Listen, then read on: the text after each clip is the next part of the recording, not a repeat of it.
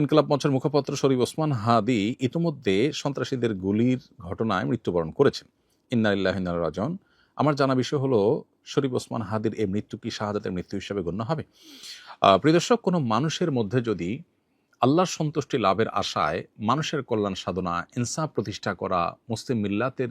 চেতনা ধারণ করা এবং মানুষের অধিকার আদায় করার মানসিকতা থাকে এবং সেটার জন্য তিনি যদি লড়ে যান, সংগ্রাম করে যান, এমত অবস্থা যদি তার এই চেতনার কারণে তিনি আক্রমণের শিকার হন এবং মারা যান, সন্দেহাতীতভাবে তিনি শাহাদাতের মর্যাদা লাভ করবেন ইনশাআল্লাহ তাআলা। ইমানদারের মধ্যে যদি আল্লাহর সন্তুষ্টি লাভের জন্য জীবন বাজি রাখার মানসিকতা থাকে এবং তার অসৎ কাজে বাধা প্রদান, অন্যায়ের বিরুদ্ধে তার প্রতিরোধ এবং ইনসাফ প্রতিষ্ঠার মানসিকতা লালন করার কারণে তিনি যদি আক্রমণের শিকার হন, তাহলে সেক্ষেত্রে তিনি অবশ্যই শাহাদাতের মর্যাদা লাভ করবেন। সেই জায়গা থেকে শরীফ ওসমান হাদিকে আল্লাহ তাআলা শাহাদাতের মর্যাদা দান করুন, আমরা সেই দোয়া করি। আর এমনিতেই নবী সাল্লাল্লাহু আলাইহি ওয়াসাল্লাম বলেছেন, মান কুতিলা দুনা দামিহি ফাহুয়া শাহিদ। যে ব্যক্তি কারোর হাতে খুন হয়েছে, জীবন রক্ষা করতে গিয়ে তার জীবন খুন হয়েছে, অর্থাৎ সাধারণ ধস্তাধস্তিতে অথবা কোনো ডাকাতের হাতে মারা গেছে, সেও শাহাদাতের মর্যাদা লাভ করেন। তাহলে সেক্ষেত্রে দ্বীনের কথা বা মুসলিম মিল্লাতের কথা বা মুসলিম চেতনার কথা বা ইনসাফের কথা বা মানুষের অধিকারের কথা যদি কেউ বলতে যান মুসলিম হয়ে এবং আল্লাহর কাছ থেকে যদি বিনিময়ে আশা করেন, তাহলে তিনি অবশ্যই শাহাদাতের মর্যাদা লাভ করবেন। অনেকে আছেন যারা বিপ্লবী মানসিকতা ধারণ করেন, তারা অন্যায়ের বিরুদ্ধে সংগ্রাম করেন, তাদের সে সংগ্রামকে আমরা অবশ্যই শ্রদ্ধা করব।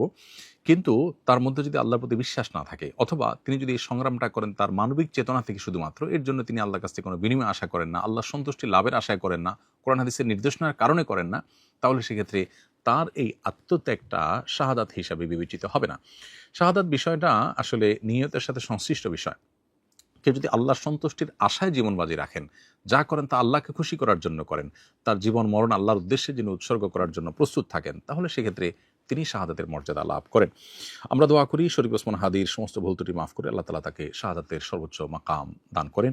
এবং তার সুখ সন্তপ্ত পরিবারকে সান্ত্বনা সইবার শক্তি নসিব করেন এবং সেই সাথে এখান থেকে অনুপ্রাণিত হয়ে আমাদেরকে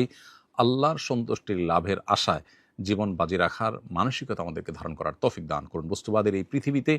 আমরা বেশিরভাগ মানুষ দুনিয়ার মোহে এতটা মোহাবিষ্ট হয়ে গেছি যে আমরা প্রত্যেকটা মানুষ শুধু বাঁচার জন্য সংগ্রাম করি এবং মরতেই যখন হবে তখন আল্লাহর রাহে আমি জীবন বাজি